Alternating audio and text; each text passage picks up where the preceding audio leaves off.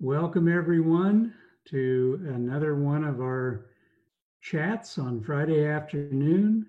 Ideas with interesting people who have interesting things to say as we sail in uncharted waters and interesting times.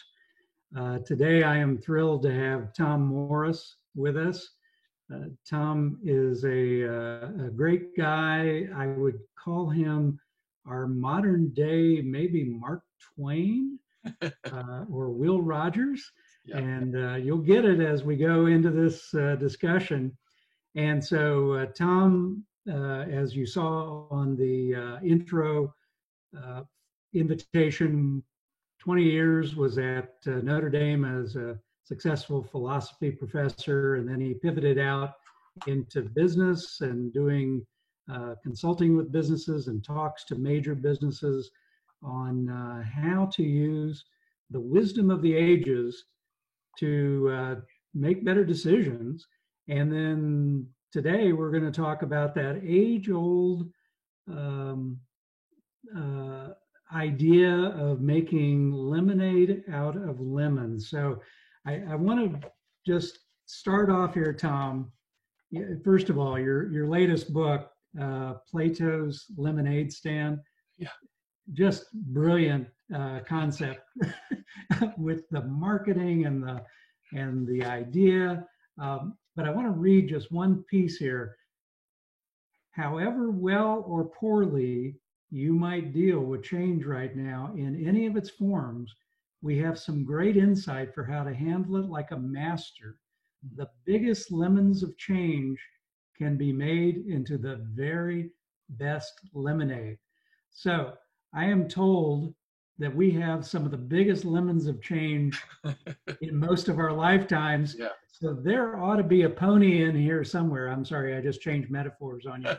But welcome, Tom, um, to the program. Thank you, Dennis. It's great to be with you guys, with all of y'all in this crazy time we're living through. It's an amazing time to be a philosopher because I get to see human nature in all its ramifications and all its implications.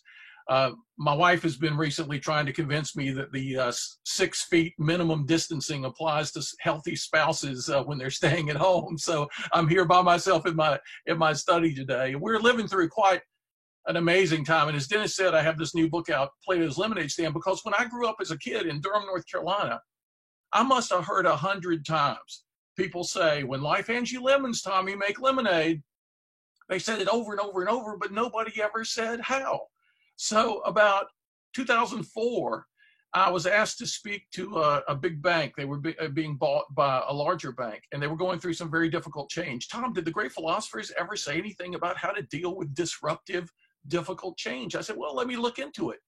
And this old adage about lemons and lemonades kept coming to mind. And as I looked into it, the philosophers had a lot to say about what we should do.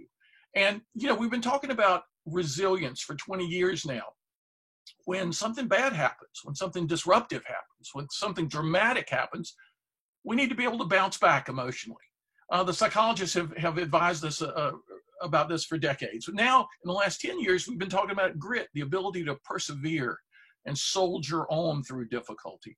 But the lemons to lemonade advice is somehow really different from that. It doesn't say when life hands you lemons, bounce back. It doesn't say when life hands you lemons, soldier on. It says make lemonade. In other words, go from difficulty to delight.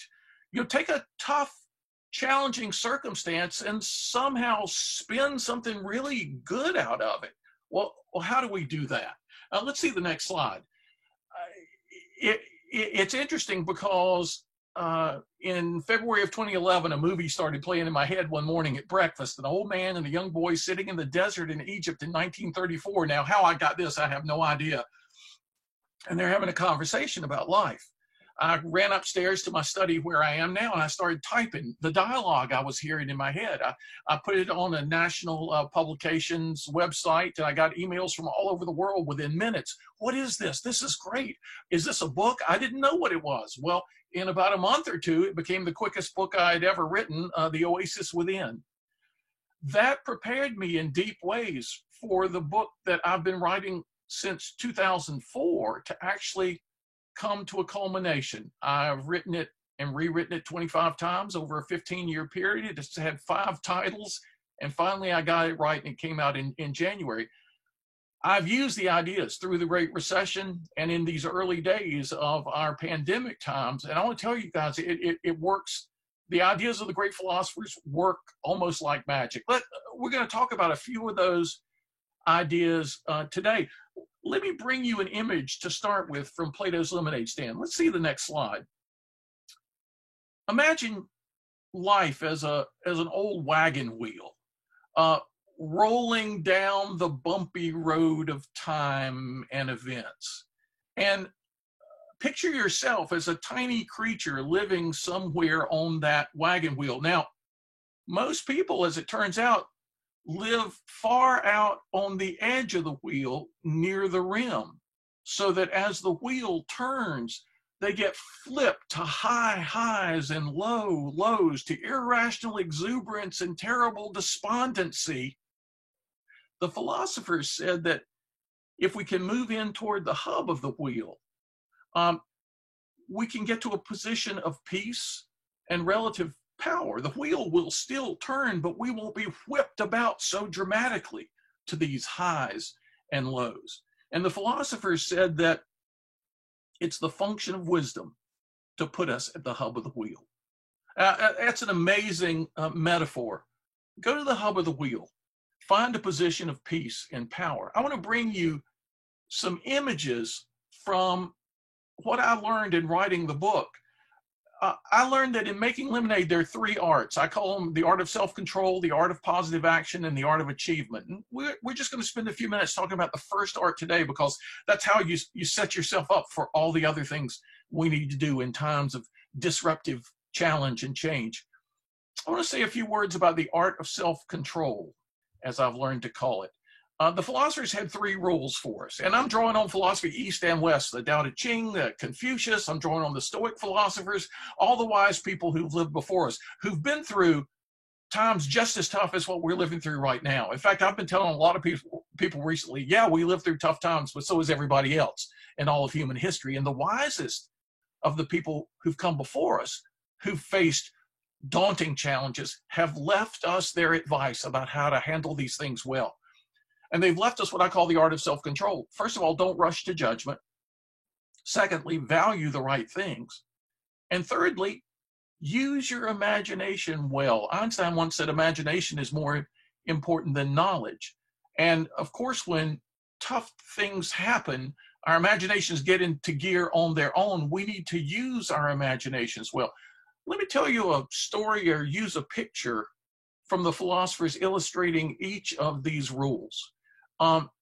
First of all, they say, don't rush to judgment. Let's see the next slide. There's a great image about this. When you were a kid, you may have seen an old pirate telescope, the old spyglass that you'd hold up to your eye and look through. I remember I was about 6 or 8 years old when somebody handed me one of these little telescopes and said, look through the little end and you'll be amazed. And I remember vividly, I looked through the little end and everything looked bigger, everything looked closer, everything looked more imposing. Well, actually, the main character in my novel, The Oasis Within, he taught me a lesson about this. He says to a younger character in the book, he said, have you ever seen a telescope? And the boy said, yeah, I have. He said, you look through the little end? Oh, yeah, everything looked big, everything looked close. Well, the old man said, did you ever turn it around and look through the big end? And the boy says, no, I never thought of that. And this parallels what I experienced as a kid. I turned the telescope around and looked through the big end, and I don't think any of my friends had ever thought to do this. And I was suddenly shocked at how it shrank everything down to size. Tall trees look tiny and people close up look far away. And the old man in my story, as he's telling his story about this, he says, well, we all have the emotional equivalent of a telescope in our hearts and minds. And whenever anything bad happens or shocking or surprising, we look through the little end of the telescope like everybody else does. And we make those things look bigger and closer and more imposing and more daunting. We need to learn to turn that telescope around, he says, and look through the big end, shrink things down to size, to remind ourselves that we are big enough and powerful enough, strong enough and wise enough to deal with whatever life throws our way. And then the old man in the story ends up saying, we know once you've learned the wisdom of perspective like this, you can ultimately just put the telescope down and look at things as they truly are, knowing the power and size and magnitude you have in your own spirit to handle anything. It's funny, since hearing this in a story in 2011, I've had to use this telescope analogy several times in my life. Something will happen, I'll say, oh no, this is terrible. How in the world am I going to handle this? And I'll say to myself, turn the telescope around. Turn the telescope around. Or sometimes I'll actually say to myself more recently, put that telescope down. Don't make things look bigger than they actually are. It's a wonderful analogy, and it helps us not rush to judgment. The Stoic philosophers, the slave Epictetus, the prominent lawyer Seneca, and the emperor of Rome, Marcus Aurelius, living the three levels of their society in the 1st century AD, said with one voice, hardly anything in this world is as good as it seems or as bad as it seems. So we should just all calm down. I guess Plato's greatest gift to the world was his distinction between appearance and reality. Things are hardly ever at first what they seem. So don't rush to judgment. Don't say, this is terrible, this is awful, this is the worst thing ever. Or don't rush to irrational exuberance. Oh, this is the greatest thing that's ever happened, like the lottery winners who just are out of their minds, ecstatic, and 5 years later, they've lost all their friends, they're divorced, and they're broke. It's amazing how many people have said to me, getting fired was the best thing that ever happened to me. Now, they wouldn't have said that at the time, but later on, they look back at what was a difficult experience to go through, and they say, you know what, it wasn't what it at first seemed. It opened me up to all kinds of possibilities. That emotional telescope helps me not to rush to judgment. Now, the art of self-control says, yeah, don't rush to judgment, but also says value the right things. Let's see the next slide. This is an interesting illustration. We all naturally value, safety, security, comfort, predictability, normality, because we know that in calm waters, we can float along and do what we want to do. But we need to also value growth and learning. Life is mostly about learning and growth. And if we don't sufficiently value those two things, we're not going to react to change well. We're not going to react to challenge well. I brought you a little picture today because I like to do philosophy with images. First of all, they kind of stick with us. And secondly, I told this story for many years for a completely different reason. The philosophers give us some advice about goal setting. They say, first of all, rooted in self-knowledge as well as knowledge of the world. Set goals that are right for you as an individual, right for your company, as an entity, right for your people. Self-knowledge is very important for goal setting. But secondly, they gave us another piece of advice. Don't allow what's been very good to keep you from what might be best. And in the past, trying to encourage businesses to be open to new kinds of innovation, I've used this picture. And I've said, imagine you're out in the woods on a hike. Let's say you're in the mountains of North Carolina or the mountains of Colorado, and you're leading a group of people. Let's say you set it as your goal to get to the highest point in the area from which you'll be able to survey all the surrounding terrain. And imagine that from where you stand, the highest point you can see is Hill A. Whether it's perspective, whether it's fog, whatever, that's the highest point you can see. Your goal is to get to the highest point. So you climb Hill A, you lead the group up Hill A, you slip and you fall and you trip and you stumble and you're helping each other up. And finally you get to the summit from which you can now see the much higher Hill B. Now, I've always asked the question, if your goal is to get to the highest point in the area, you now stand perched atop Hill A, what's the first thing you're going to have to do to attain your true goal? And always, whatever group of people I'm with, somebody will say, you're going to have to go downhill. And yes, that's exactly right. And when you as leaders suggest it to everybody else, what are they going to say? This is almost universal. People are going to say, or at least think, what do you mean we have to go downhill? It took us a long time to get up on Hill A. Hill A is perfectly good. We can see a lot from where we already are. There's so many businesses. There's so many individuals. There's so many families even stuck on top of Hill A because nobody wants to go downhill. What does that metaphorically represent? Changing what we've most recently been doing, maybe even changing what we've been doing for a long time. Now, business professors like the phrase the J curve. Look at the top of hill A, down and up to hill B, the J curve. A philosopher at Harvard who passed away a few years ago, Nozick, said he talked about the difference between a local maximum and a global maximum. When Tom Peters wrote his famous book, In Search of Excellence, he profiled companies he thought to be excellent. Then years later, they all went out of business. He said, well, was I that wrong? And he researched what they did between the time he saw them as excellent companies and when they all had troubles. He said it was complacency and arrogance set in. Nobody wanted to make any changes. They thought they knew how to do things. They thought they were right and didn't have anything to learn from anybody else. They stayed on hill A as the world passed them by.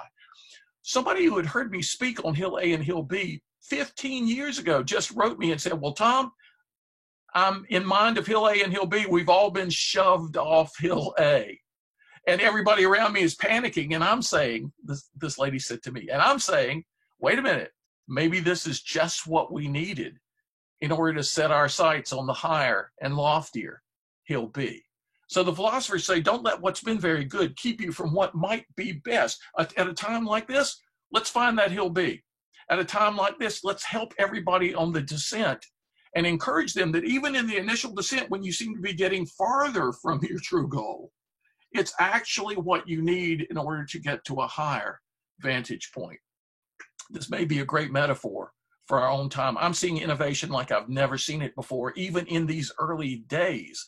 I think we're going to look back 6 months or a year from now and find that this will have become kind of a golden age of innovation. We're going through a lot of trauma. We're going through a lot of difficulty. It's a time you wouldn't wish on anybody, but it can have some wonderful consequences down the road for those who handle it well. Let's see the next slide. Now, remember, don't rush to judgment. Value the right things like growth, right? Like setting new goals, like innovation, and use your imagination well. Well, a character in my book, The Oasis Within, says in one of the last chapters, they're discussing some uncertain times they're going through, some turmoil, some troubles coming up. And an old man is counseling a younger boy. There's an uncle and his nephew. And the uncle says at one point in the chapter, consider the possibility that uncertainty is a gift. And when I heard the character say that in my mental movie, I thought, what? I mean, how can that possibly be? You know, uncertainty creates anxiety, right? Worry, sometimes even fear. We want things to be predictable. We like to live within the known. How in the world could uncertainty be a gift? Well, he explains, this character in my novel, and I've learned a lot from this fictional guy. He explains that uncertainty is an open field of possibilities. It's almost like we've thought of ourselves as trains running down a smooth track, right? We've smoothed the track as much as we possibly can. And we're suddenly derailed only to discover we're not trains, we're all-terrain vehicles. We're capable of going in all kinds of directions we hadn't even thought of. Uncertainty is an open field of possibilities. Number two, uncertainty is a garden of self-knowledge. Remember I said the philosophers urge us to root goal setting and self-knowledge. As we sense how we react to uncertainty, we learn about ourselves. And then finally, it's a catapult for innovation. Uncertainty is a gift, an open field of possibilities, a garden of self-knowledge, a catapult of self-cultivation, a kaleidoscope for innovation. This is an ancient image I love. The world is a kaleidoscope with ever-changing patterns. In every period of historical turmoil, there have been folks who flourished. How can we be amongst those people in our time? Learn to spot the new patterns that the kaleidoscope churns up and learn how to move forward quickly and with agility to take advantage of those patterns and create ways of doing your business and ways of serving your customers that maybe you hadn't thought of before or hadn't thought of as feasible before. But now it will end up creating great new things that otherwise wouldn't have existed. as I survey the wisdom of the great thinkers about not rushing to judgment, about valuing the right things, and about using my imagination well in such a time as this, I realize the power of the wisdom that's come from the cauldron of history. It's been a joy for me for 30 years to be rediscovering the practical side of philosophy. I did theoretical work for 20 years before that. But for 30 years, I've had this joyous adventure as a philosopher to discover ideas that have, first of all, stood the test of time and that can help us every day deal with the challenges we're faced. So using these images, using this advice, let's see the last slide. I'm hoping for you that you can go be wise. And I promise you, I'll seek to be likewise. It's a gift we've been given, the wisdom of the ancients and the wisdom of our ancestors. And I think they would be proud already to see how we're using some of this wisdom in these challenging times. Thank you, Tom. So for those of you who would like to ask questions, depending on what kind of device you have, you will see a Q&A piece at the bottom bar on your screen. And so you can type in a question. Tom has also graciously offered to accept emails from our audience. So when we send out the recording of this on Monday, you'll also have his email if you want to engage him on any topic, modern or first century AD or way before that. And so Tom, one of the things that really struck me about the book, Plato's Lemonade Stand, was this concept of being adaptive versus innovative. Mm. And so you can kind of try to adapt to the crisis. And that's what it seems like everybody's trying to do right now, is adapt to the crisis. But what you're really saying is, okay, good to adapt to the crisis. That's better than sitting around and, I saw one Hollywood star whose solution is eating more chocolate and drinking vodka. I'm not sure that's exactly the best remedy. But you're saying go beyond that to something entirely different in the innovation side, whatever that means for everybody individually. Yeah, I mean, absolutely. We've been using the word innovation. It's been a hot topic for meetings for 5 or 10 years now. But in most settings, innovation has been thought of really as just kind of a little bit bigger incremental improvement than we've been accustomed to doing, right? Let's do things a little bit better, right? And so we're gonna all applaud the sales department for their recent innovations. Well, it could be that they just did some tiny little things differently and got a little bit better results. So yeah, and innovation does encompass little things, but in a time like ours, we get a wider field perspective of how real innovation can be transformative. And we have our question, first question, the Q&A question that's come on my screen really relates to this, Dennis. Tom, what's the most innovating thing you've seen so far in the COVID-19 pandemic? I'd have to say it's what we're doing now, elevated to a new level. I mean, people have been using Zoom and Skype and GoToMeeting and lots of these video chat things. But not really often using them well. I'm seeing more people use these internet capabilities of being together at a higher level. I've had conversations just this week. I've had a 2-hour Zoom with a psychologist. I've had a 2.5-hour Zoom with another philosopher. We've gotten more work done together on Zoom than we ever would have gotten done in the past by email or even phone calls. So even the technology that we're now using and how it's coming to fill more roles. A guy who serves the world of banking as a consultant was just telling me a couple hours ago that a meeting he was supposed to do the keynote for just got canceled. And he said to the meeting planner, well, why don't we do it as a Zoom meeting? And she actually said, well, I hadn't thought of that. I mean, even at this point in our having to go to technologies like this, she hadn't thought of redesigning the meeting as a Zoom, which they are now apparently going to do. So that's a small example. But I think the ways that we work together, the ways that we serve our clients, a psychologist said to me a few days ago, he said, I can't wait till 6 months from now or a year from now when we look back on this period. I mentioned that we will have seen, and creativity. People ask, what's the difference between innovation and creativity?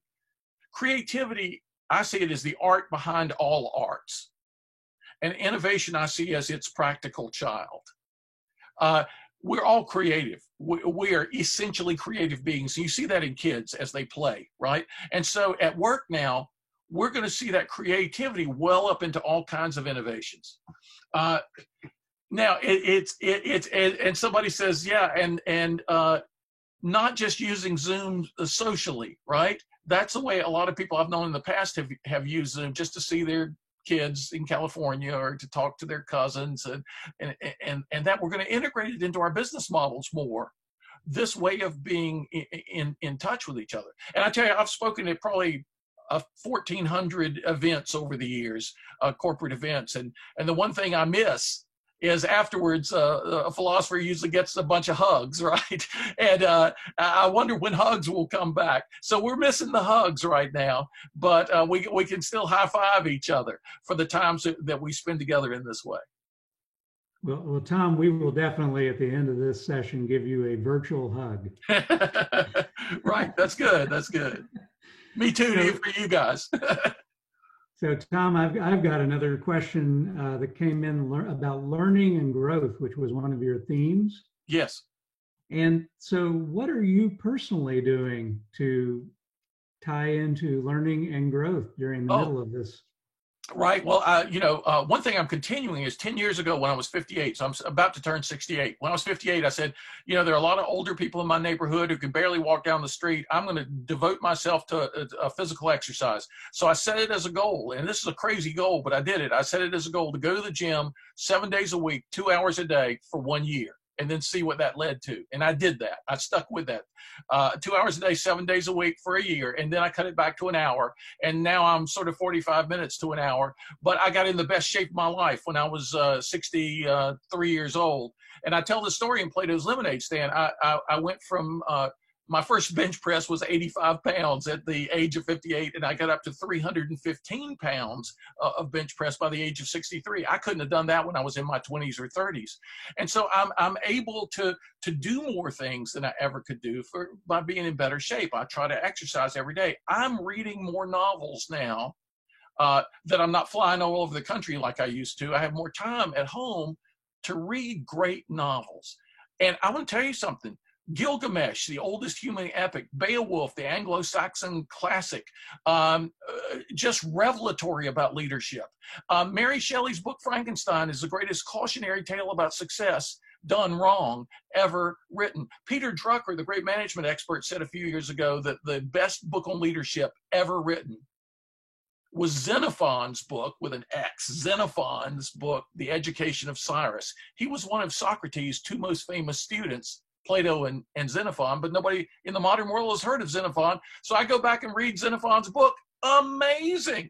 So as a philosopher, I'm trying to not just read Plato and Aristotle, but read great novelists like Jane Austen, who is amazing about not being deceived by appearances. That's a theme in almost all her books. I just finished Jane Eyre, a Charlotte Bronte's novel. Incredible. Right now, I'm reading, for the second time in 25 years, I'm reading Camus' book, The Plague. Now, that may seem too obvious, but published in 1947, he tells a fictional story about a plague in France, and the psychology of the people mirrors exactly what we see going on around us right now. As a leader, you can be tuned into this psychology by reading great literature. So those are the kinds of ways, for example, that I'm trying to grow as a philosopher and as a human being.